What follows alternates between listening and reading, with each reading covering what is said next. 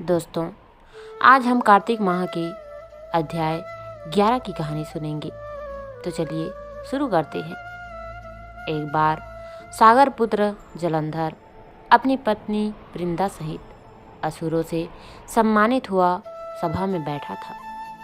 तभी गुरु शुक्राचार्य का वहाँ आगमन हुआ। उनके तेज से सभी दिशाएं प्रकाशित हो गई। गुरु शुक्राचार्य को आता देखकर सागर पुत्र जलंधर ने असुरों सहित उठकर बड़े आदर से उन्हें प्रणाम किया। गुरु शुक्राचार्य ने उन सब को आशीर्वाद दिया। फिर जलंधर ने उन्हें एक दिव्य आसन पर बैठाकर स्वयं भी आसन ग्रहण किया। फिर सागर पुत्र जलंधर ने उनसे विनम्रतापूर्वक पूछा, हे गुरुजी, आप हमें यह बताने की कृपा करें कि राहु का सिर किसने काटा था। इस पर दैत्य गुरु शुक्राचार्य ने विरोचन पुत्र हिरण्यकश्यप और उसके धर्मात्मा पौत्र का परिचय देकर देवताओं और असुरों द्वारा समुद्र मंथन की कथा संक्षेप में सुनाते हुए बताया कि जब समुद्र से अमृत निकला तो उस समय देव रूप बनाकर राहु भी पीने बैठ गया। इस पर इंद्र के पक्षपाती भगवान विष्णु ने राहु का सिर काट डाला। अपने गुरु के मुख से इस प्रकार के वचन सुनकर जलंधर के क्रोध की सीमा न रही। उसके नेत्र लाल हो गए। फिर उसने अपने धस्मा नामक दूत को बुलाया और उसे शुक्राचार्य द्वारा सुनाया गया वृत्तांत फिर सुनाया। तत्पश्चात उसने धस्मर को आज्ञा दी कि तुम शीघ्र ही इंद्रपुरी में जाकर इंद्र को मेरी शरण में लाओ। धस्मर जलंधर का बहुत आज्ञाकारी एवं निपुण दूत था। वह जल्द ही इंद्र की सुधर्मा नामक सभा में जा पहुंचा और जलंधर के शब्दों में इंद्र से बोला, हे देवता धाम, तुमने समुद्र का मंथन क्यों किया और मेरे पिता के समस्त रत्नों को क्यों ले लिया? ऐसा करके तुमने अच्छा नहीं किया। यदि तू अपना भला चाहता है तो उन सब रत्नों एवं देवताओं सहित मेरी शरण में आ जा, अन्यथा मैं तेरे राज्य का विध्वंस कर दूंगा। इसमें कुछ भी मिथ्या नहीं है। इंद्र बहुत विस्मित हुआ और कहने लगा, पहले मेरे भय से सागर ने सब पर्वतों को अपनी कुक्षी में क्यों स्थान दिया और उसने मेरे शत्रु दैत्यों की क्यों रक्षा की? इसी कारण मैंने उनके सब रत्न हरण कर लिए। मेरा द्रोही सुखी नहीं रह सकता, इसमें संदेह नहीं। इंद्र की ऐसी बात सुनकर वह दूत शीघ्र ही जलंधर के पास आया और सब बातें कह सुनाई। उसे सुनते ही वह दैत्य मारे क्रोध के अपने ओष्ठ फड़फड़ाने लगा और देवताओं पर विजय प्राप्त करने के लिए उसने उद्योग आरंभ किया। फिर तो सब दिशाओं पाताल से करोड़ों करोड़ों दैत्य उसके पास आने लगे। शुंभ निशुंभ आदि करोड़ों सेनापतियों के साथ जलंधर इंद्र से युद्ध करने लगा। शीघ्र ही इंद्र के नंदनवन में उसने अपनी सेना उतार दी। वीरों की शंख ध्वनि और गर्जना से इंद्रपुरी गूंज उठी। अमरावती छोड़ देवता उससे युद्ध करने चले। भयानक मारकाट हुई।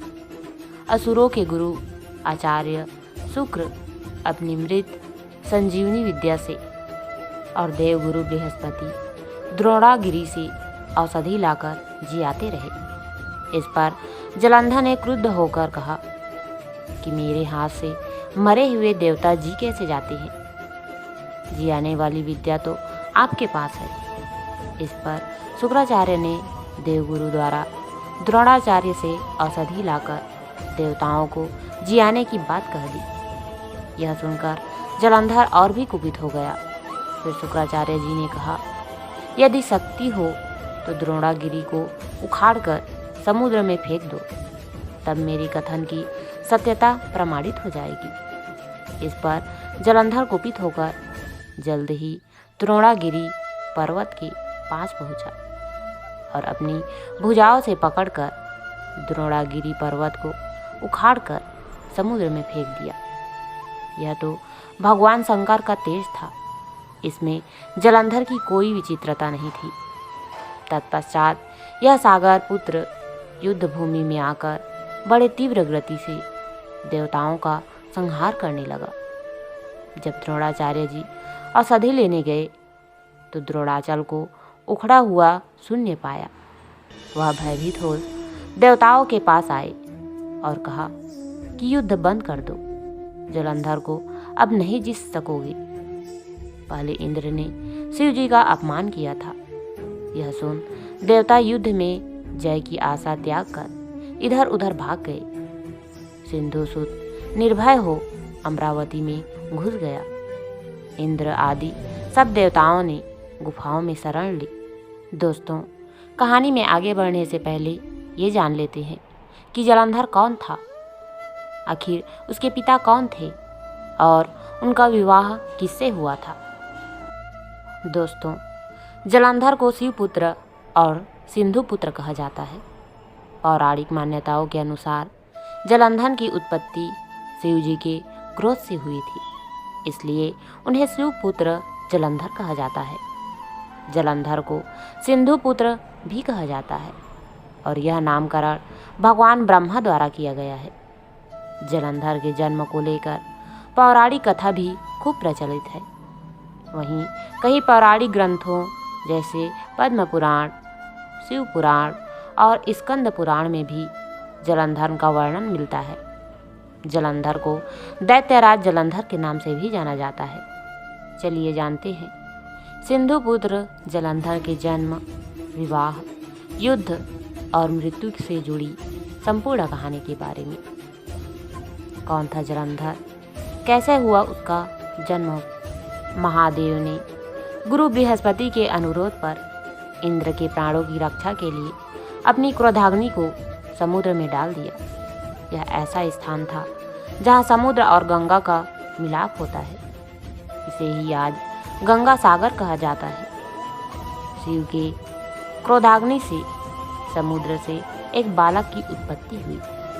बालक की रोने की ध्वनि इतनी तेज थी कि इसे सुनकर संपूर्ण संसार बहरा हो गया था। तब सभी देवता ब्रह्मा जी के पास पहुँचे। ब्रह्मा जी भी बालक की ध्वनि को सुनकर समुद्र के पास पहुँचे और उन्होंने बालक को गोद में उठा लिया। बालक ब्रह्मा जी की गोद से लिपट गया और रोने लगा।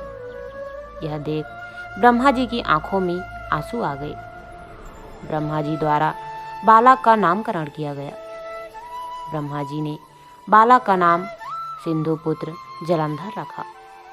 इसके बाद शुक्राचार्य को बुलाकर जब जलंधर बड़ा हुआ तो शुक्राचार्य को बुलाकर जलंधर का राज्य अभिषेक भी कराया गया। वृंदा के साथ उनका विवाह हुआ। वृंदा कालनेमी नामक असुर की पुत्री थी।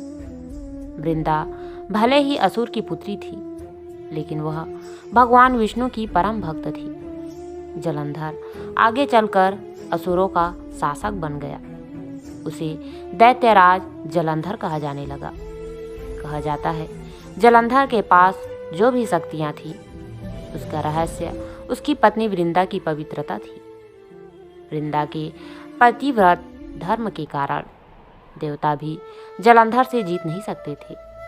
इस कारण जलंधर को अभिमान हो गया था और वह संसार में आतंक मचाने लगा था। इतना ही नहीं, जलंधर देवताओं की पत्नियों को भी सताने लगा। जलंधर का आतंक बढ़ता ही चला गया।